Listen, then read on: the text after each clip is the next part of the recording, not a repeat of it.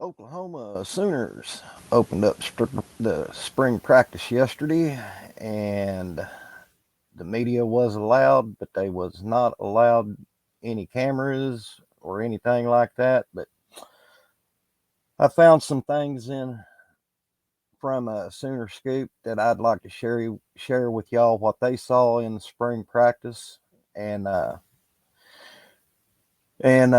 give you my 2 cents. So, as I always say, let's kick this mule. Through 153 games, our record was 125, 24, 4, 2 now.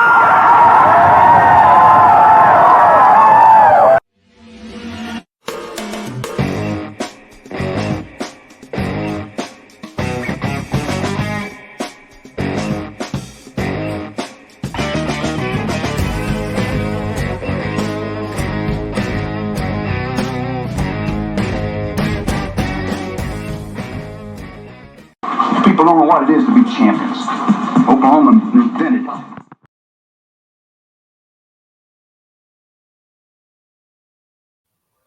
Welcome to another episode of Sooner Legends Podcast. I'm your host, Mike the Legend.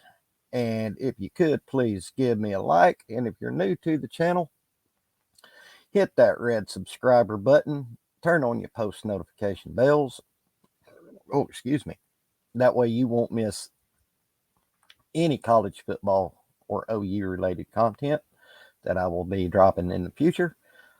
And if you don't mind, please share this video with your friends because, as we always say, sharing is caring. And I would like to make a brief announcement that I want to say that I'm at 219 subscribers. My channel is blowing through the roof every day. And I'm going to give a shout out to Coop from Unfair Sports for joining me yesterday. It was supposed to have been a live show, but my StreamYard glitched and I had to post it as just a regular video. But me and Coop is going to be chopping it up in the coming future also.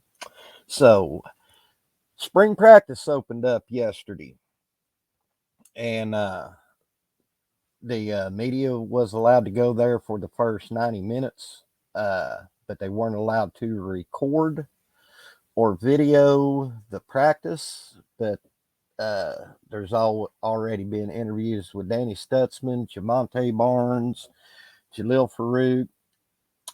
So I went to All Sooners page because I don't have credentials.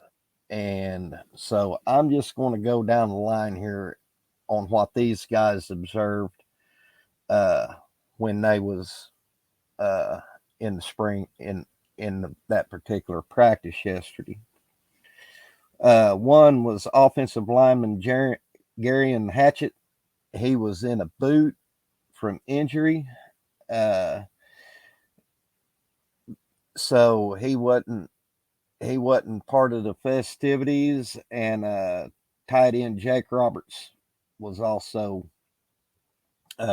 not practicing. Neither was Justin Harrington, which he's coming off that bad knee injury from last year, but he's been cleared to play. But in his interview yesterday, he spoke that he's taking it slow, getting that build in, which, Justin, thank you for coming back, brother. We need you.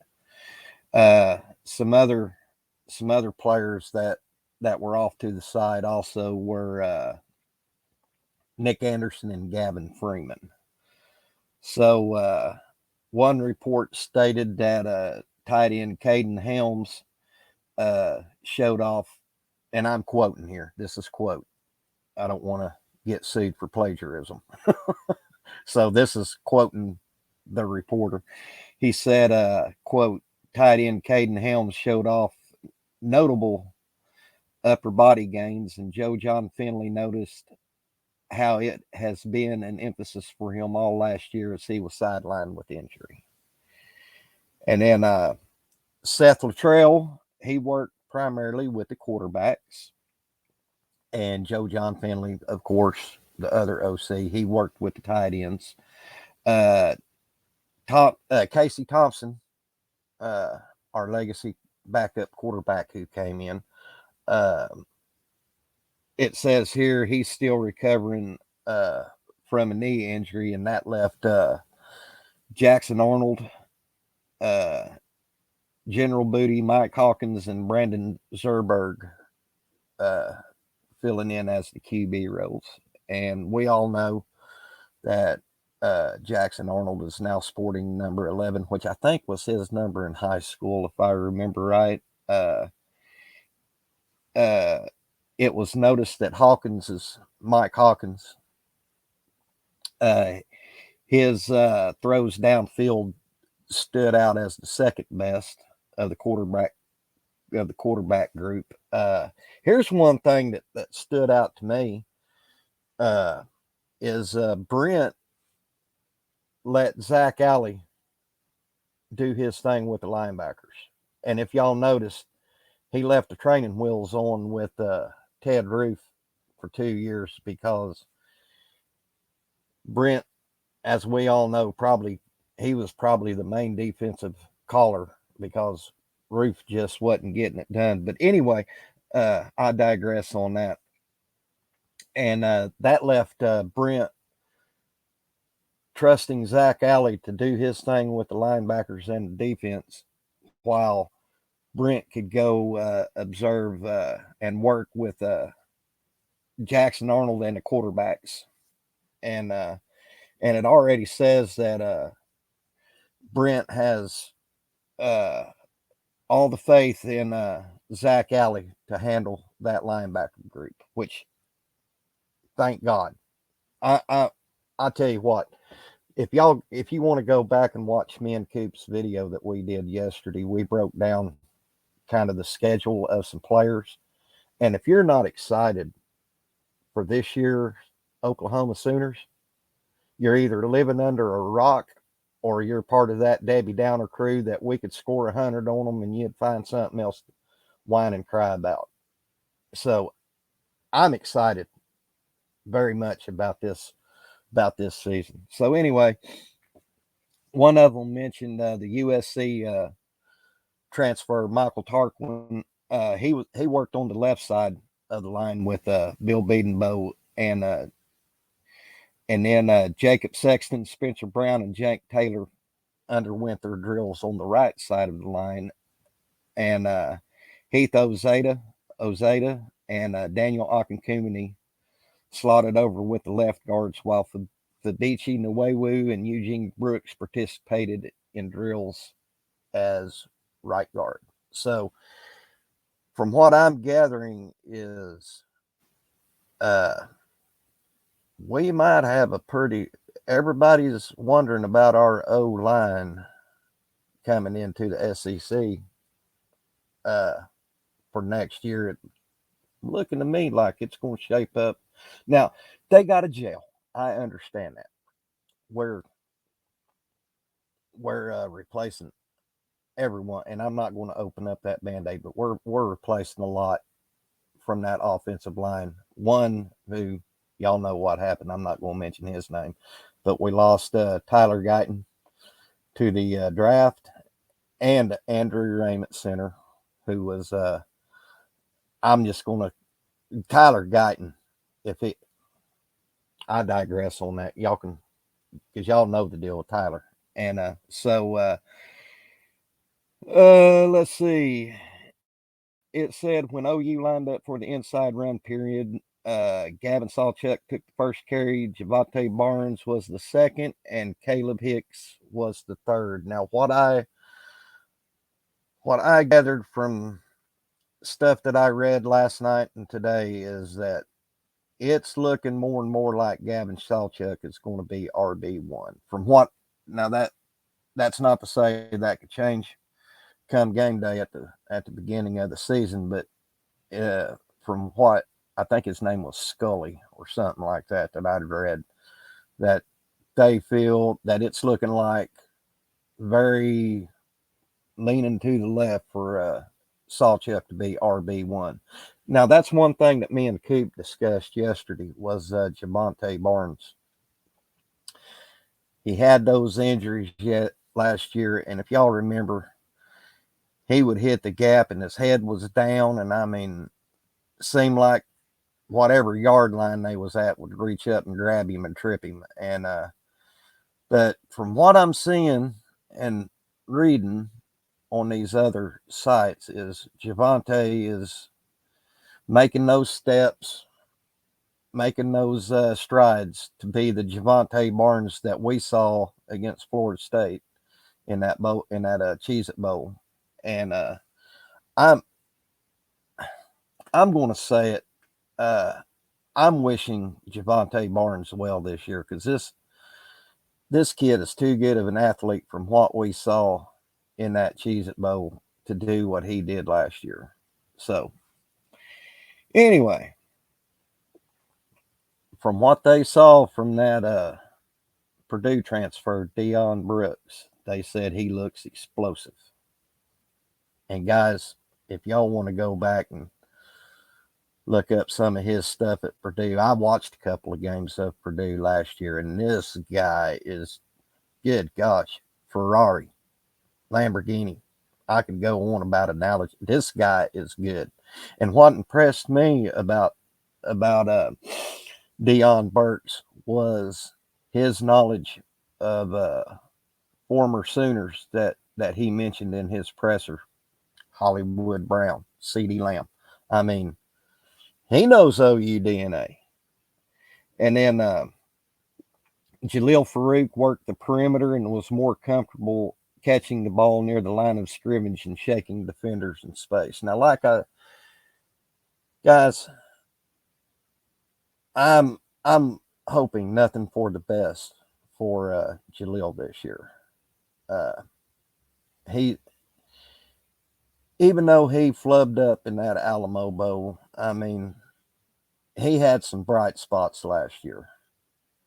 Texas, the last drive, him and Drake Stoops, the BYU game, made a clutch catch when Jackson Arnold audibled and sealed the win for us in those remaining few minutes of the game. And so I'm hoping that Jalil, he's getting a bad rap because of the Alamo Bowl deal, but I hope he just comes out and shows out and gets those turnover woes addressed, shored up, and comes out and prove all you Debbie Downers that after the Alamo Bowl says that he sucks and what have you. I hope he comes out and proves all of y'all wrong. So another thing that was mentioned was the field goals. Keltner, he was three for three. He made one from 27, 45, and 36. And then our 5-star, Evans, he was 3 for 3. He made one from 36, 26, and 44. I hope he's a starter next year. Because how many games when we needed a clutch field goal last year, Texas, and I'm not going to mention his name, not going to throw him under the bus. Let's just say the legend hopes that Evans is our main field goal kicker next year. Probably won't happen, but I hope so. And then the big one.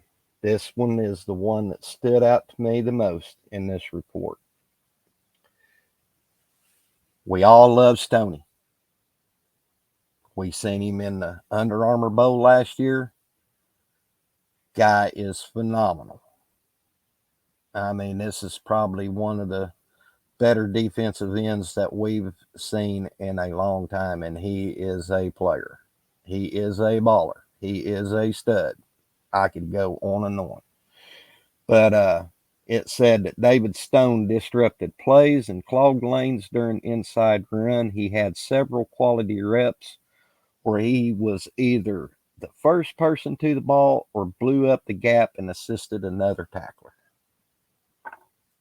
That was what I was looking for.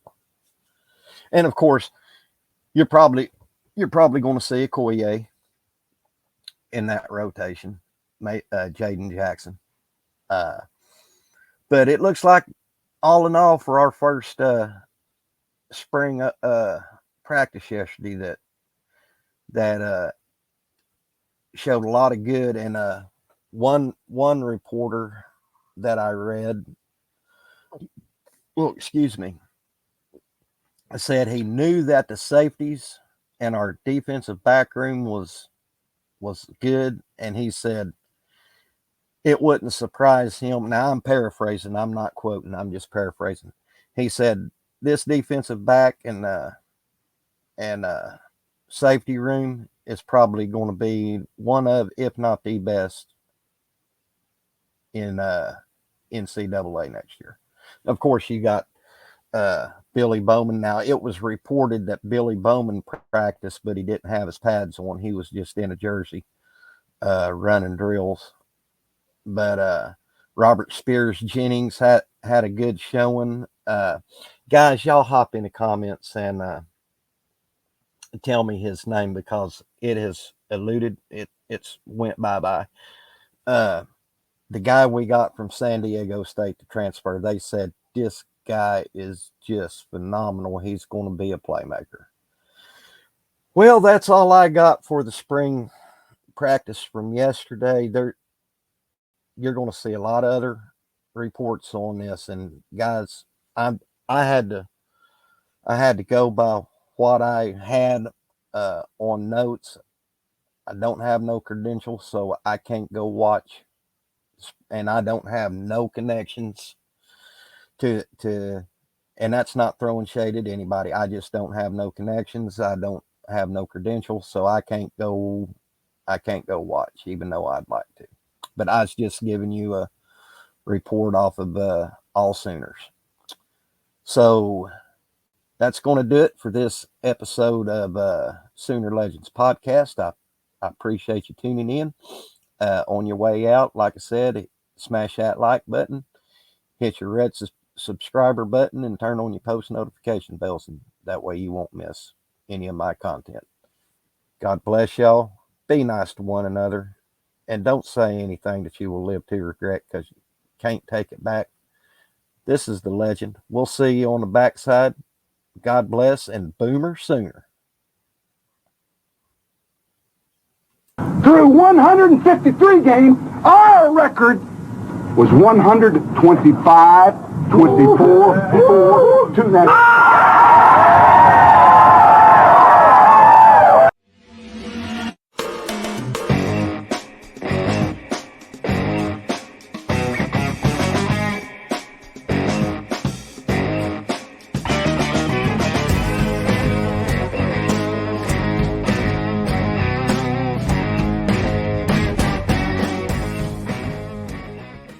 People don't know what it is to be champions.